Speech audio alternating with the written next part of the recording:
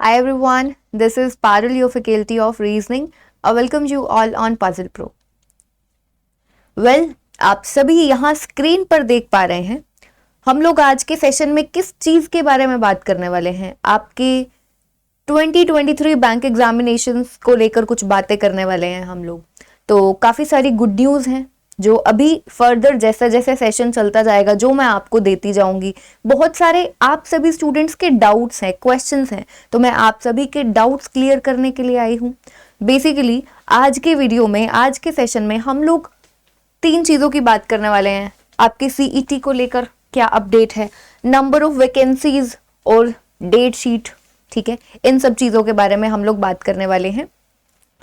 और एक बहुत ही इंपॉर्टेंट और आप सभी के लिए बहुत ही ज्यादा जरूरी चीज है जो आपके लास्ट पॉइंटर में आने वाली है डेट शीट में, जिसको हम डिस्कस करेंगे। तो वीडियो के एंड तक बने रहिए, बिल्कुल छोटा सा वीडियो होने वाला है। This is not your waste of time. ये वीडियो आपका टाइम वेस्ट नहीं होने वाला है। इस वीडियो से आपको बहुत कुछ नई चीजें पता चलेंगी, एक डायरेक्शन मिलेगी कि अभी आपको कैसे करना है, क्या करना है, तैयारी करनी है।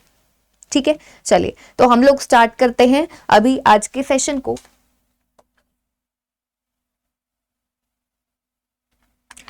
तो सबसे पहले हम लोग यहां पर बात कर रहे हैं सीईटी की, ठीक है, कॉमन एलिजिबिलिटी टेस्ट। ये जो टेस्ट है, अब इसमें बहुत सी चीजें अच्छी बुरी कुछ भी कह सकते हैं हम, लेकिन सबसे इंपॉर्टेंट चीज क्या है? सबसे इंपॉर्टेंट चीज ये है कि 2 साल पहले इसका नाम हमने सुना था। अभी 2 साल में इस चीज को लेकर, सीईटी को लेकर कोई एज सच अपडेट नहीं है, कोई डेटा नहीं है।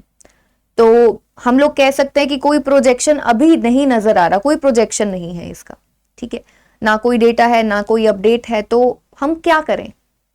आपको क्या करना चाहिए इस चीज को सोचकर, जिस चीज का हमें पता नहीं है अभी हम कि सीईटी में क्या होने वाला है, क्या सिलेबस होने वाला है, ठीक है। सब लोग अपनी तरफ से क्या कर रहे हैं, जस्ट बता रहे हैं कि ये भी हो सकता है, पॉसिबल सिलेबस ये हो सकता है, ये हो सकता है, ये हो सकता है। जब जिस चीज के बारे में हमें कुछ एग्जैक्टली पता ही नहीं है, हम बिल्कुल अंधेरे में हैं, तो फिर क्या फायदा उस चीज के बारे में सोचकर। तो अब ऐसे में आप सभी को क्या करना चाहिए?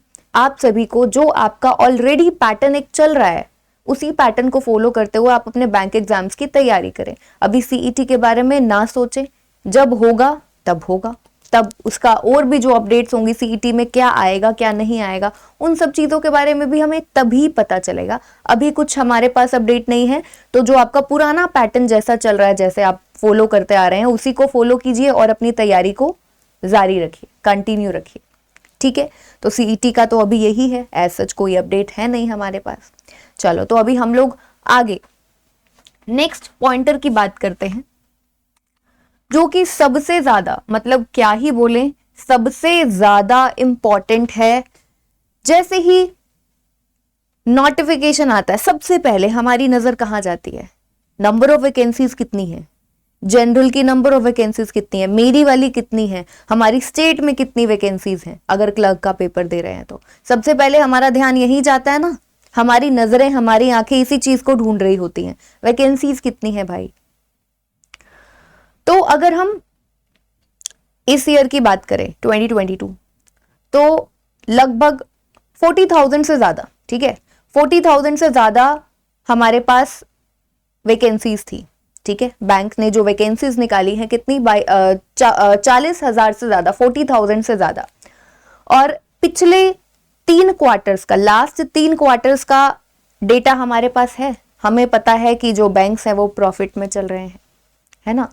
तो पॉसिबिलिटी है कि इस बार यानी कि 2023 में जो आपकी नंबर ऑफ वैकेंसीज आएंगी वो ज्यादा आएंगी, 40,000 से ज्यादा, 45 से 50 के बीच में तो होंगी ही होंगी, डेफिनेटली 45 से 50 के बीच में होंगी, इससे ज्यादा भी हो सकती है। क्योंकि अब मैं ये चीज क्यों आपको बोल रही हूँ, मेरी सिस्टर एक बैंकर है, शी इज प्रोबेशनरी ऑफिसर, और उनको कहा गया है, प्रॉमिस किया गया है कि नेक्स्ट जो उनका फाइनेंशियल ईयर है, नेक्स्ट फाइनेंशियल ईयर में जो भी वेकेंट सीट्स है ना, वो सभी भर दी जाएंगी। तो ऐसा मेरी आज सुबह ही उनसे बात हुई है, तो मुझे पता चला, तो आई थॉट कि अच्छी न्यूज है, गुड न्यूज है, आप सभी के साथ शेयर की जानी चाहिए, ठीक है। तो ये तो बात हुई हमारी नंबर ऑफ वैकेंसीज की। लगभग इस साल हमारे पास मोर देन 40,000 वैकेंसीज थी 2022 की अगर हम बात करें, और आने वाले टाइम में 45 से 50,000 के बीच में तो डेफिनेटली होगी ही होगी, इससे ज्यादा भी हो सकती है। चलिए अब हम लोग सबसे इंपॉर्टेंट पॉइंटर के बारे में बात करने वाले हैं। यहां पर मैंने इसीलिए बोला था बिल्कुल छोटा सा वीडियो है, कोई मैं ज्यादा इधर उधर या फालतू की बात नहीं करूंगी, सीधा हम लोग बात करेंगे। अभी जो लास्ट पॉइंटर है वो बहुत जरूरी है, तो कहीं जाइएगा नहीं, जरूर सुनिएगा कि मैं क्या बोल रही हूं। Date sheet, most of the students बोलते हैं डेट शीट, जिसको हम बोलते हैं आईबीपीएस कैलेंडर भी बोलते हैं। तो आईबीपीएस कैलेंडर जो है वो जनवरी के मंथ में आ जाता है, लगभग 15 ऑफ जनवरी तक आ जाता है, ठीक है। तो उसमें क्या होता है आईबीपीएस कैलेंडर में कि आपके पूरे साल में कौन कौन से महीने में कौन कौन सी तारीख को एक्सपेक्टेड एक तरीके से वो बता देता है कि हाँ इस महीने में इसका पेपर होगा, इस महीने में इसका पेपर होगा, आरआरबी कब होगा, आईबीपीएस कब होगा, क्लर्क पीओ का तब होगा, ठीक है। ये सब चीजें आपको आईबीपीएस कैलेंडर में पता चल जाती हैं, या फिर आप बोलो तो डेट शीट में पता चल जाती है। तो ये हमें तब मिलेगा। लेकिन अब सबसे जरूरी चीज क्या है, आप सभी को मैं बता रही हूं, LIC AAO, LIC असिस्टेंट